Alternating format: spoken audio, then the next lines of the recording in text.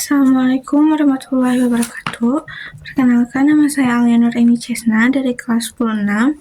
Di sini saya akan mempresentasikan tentang inovasi teknologi biologi. Bioteknologi adalah pemanfaatan makhluk hidup untuk menghasilkan produk atau jasa yang bermanfaat bagi manusia.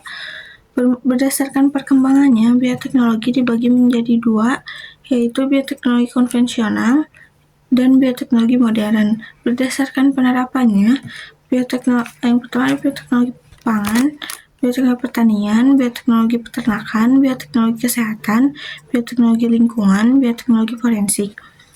Berdasarkan teknik yang digunakan, konvensional menggunakan teknik fermentasi, sedangkan modern rekayasa genetika atau DNA.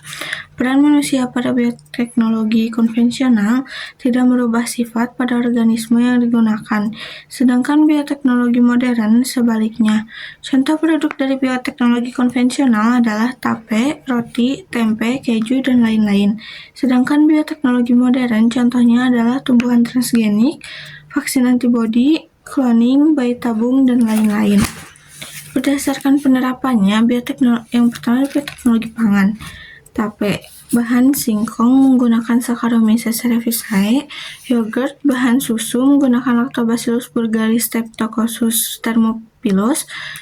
Yogurt akan kaya akan vitamin A, B, C, E, dan K, yang fungsinya untuk memanjakan kulit, melancarkan proses pencernaan, mengurangi kolesterol, mencegah hipertensi. Yang ketiga ada keju, bahannya susu, menggunakan Lactobacillus burgdorferi Streptococcus thermophilus.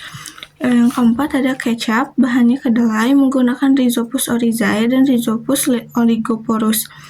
Yang kelima ada roti, bahan tepung atau gandum menggunakan Saccharomyces cerevisiae atau yeast atau khamir atau ragi. Alkohol, bahannya anggur, biji serealia menggunakan Saccharomyces sp. Tauco, bahan kedelai menggunakan Aspergillus sp. Oncom, bahan kacang tanah menggunakan Neuraspora cytophylla. Nata de coco, bahan air kelapa menggunakan Acetobacter pseudoxylum. Bioteknologi pertanian, kultur jaringan. Membudidayakan suatu jaringan makhluk hidup menjadi individu yang baru mempunyai sifat sama seperti induknya. Menurut teori Schleiden dan Schwann, sel tumbuhan mempunyai kemampuan totipotensi. Totipotensi adalah kemampuan setiap sel tumbuhan atau dari bagian mana saja sel tersebut diambil, yang jika diletakkan dalam lingkungan yang sesuai akan tumbuh menjadi tumbuhan yang sempurna. Pembastaran atau persilangan, perkawinan antara dua makhluk hidup yang sejenis tetapi berbeda varietas.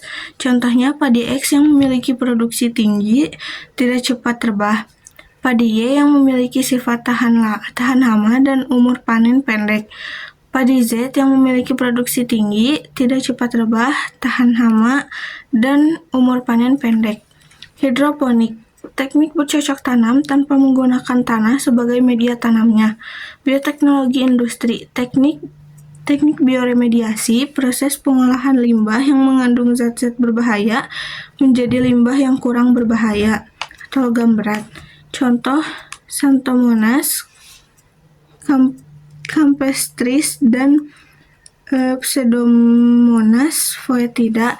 Caranya dengan melepaskan langsung bakteri tersebut ke limbah. Bioteknologi pengobatan, antibiotik penisilin untuk pengobatan diisolasi dari bakteri dan jamur. Vaksin, mikroorganisme yang toksiknya telah dimatikan bermanfaat untuk meningkatkan imunitas. Tanaman transgenik, bakteri Agrobacterium tumefaciens memotong DNA yang mengandung gen yang ingin disisipkan.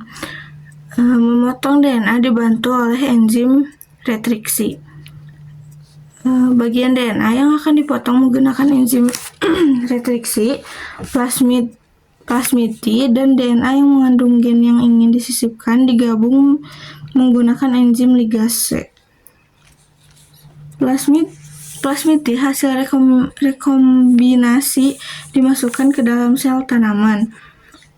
Regenerasi sel tanaman kromosom tanaman tersisipi DNA baru yang dibawa plasmid. Hasil regenerasi sel tumbuhan sehingga terbentuk satu tumbuhan utuh dan memiliki sifat baru sesuai gen yang disisipkan. Cloning mengambil kelenjar mamae dari domba betina lain. Dua sel disatukan menggunakan sengatan listrik. Sel yang disatukan mulai membelah. Embrio dimasukkan ke dalam rahim uterus domba. Embrio berkembang menjadi seekor domba doli. Bayi tabung. Tahapan bayi tabung. Simulasi ovarium atau pengobatan. 2. Pengambilan telur. 3. Pengambilan sperma. 4. Fertilisasi. Fertilisasi adalah pembuahan dengan mempertemukan sel sperma dan sel telur di dalam cawan atau wadah, termasuk konvensional. Yang kelima, embrio berkembang. Embrio dalam media kultur. Yang keenam, penanaman embrio.